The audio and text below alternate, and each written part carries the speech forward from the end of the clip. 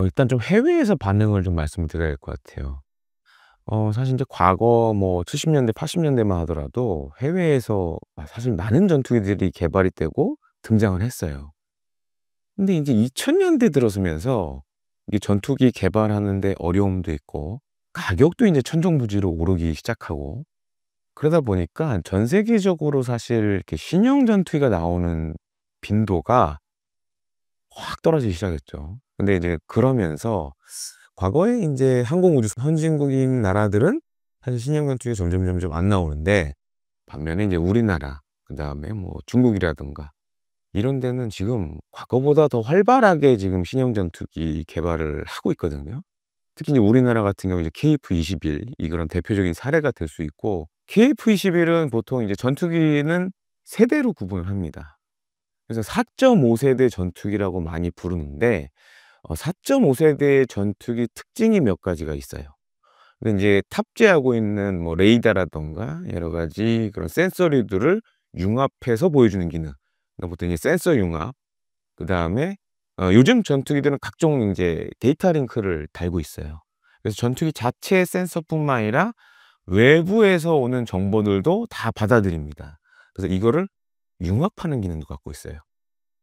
그래서 인제 4.5 세대 전투기의 특성이 센서 융합, 데이터 융합, 그리고 세미 스텔스. 그러니까 완전한 스텔스는 아니지만 한 준 스텔스 기능을 갖고 있어요. 근데 이제 KF-21이 주목을 받는 이유 중에 하나가, 첫 번째로는 요즘 나온 전투기 중에서는 그래도 새 전투기다. 그리고 4.5 세대 전투기의 기능을 다 갖고 있다. 그런 측면에서 사실 외국에서 주목을 많이 하고 있고, 그럼 우리나라가 어떻게 그럼 4.5 세대 전투기를 만들 수 있게 됐냐. 사실 우리나라는 사실 다른 인제 선진 항공 우주 산업국들에 비해서는 늦게 시작했죠. 근데 인제 2000 년대 들어서면서 그전에 인제 KT-1도 있었고 T-50도 있었고 수련을 하면서 우리나라 항공 우주 산업의 수준이 인제 많이 올라갑니다. 그리고 인제 4.5 세대를 목표로 했기 때문에 그전부터 여러 가지 준비들을 해 왔었어요.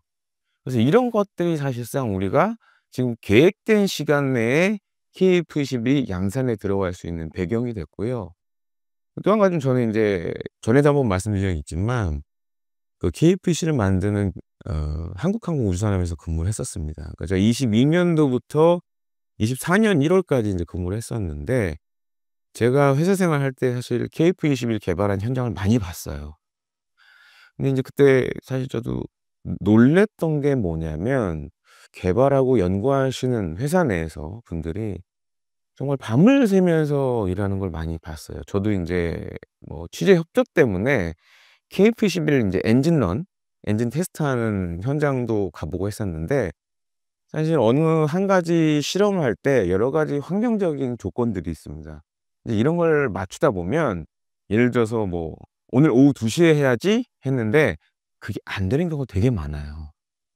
근데 이런 것들도 사실 인제 연구 개발진들이 이겨내면서 진짜 성과를 거둬냈기 때문에 우리가 지금 이렇게 빠른 시간 내에 KF-21의 양산에 들어갈 수 있었던 게 아닌가, 좀 이렇게 생각이 됩니다.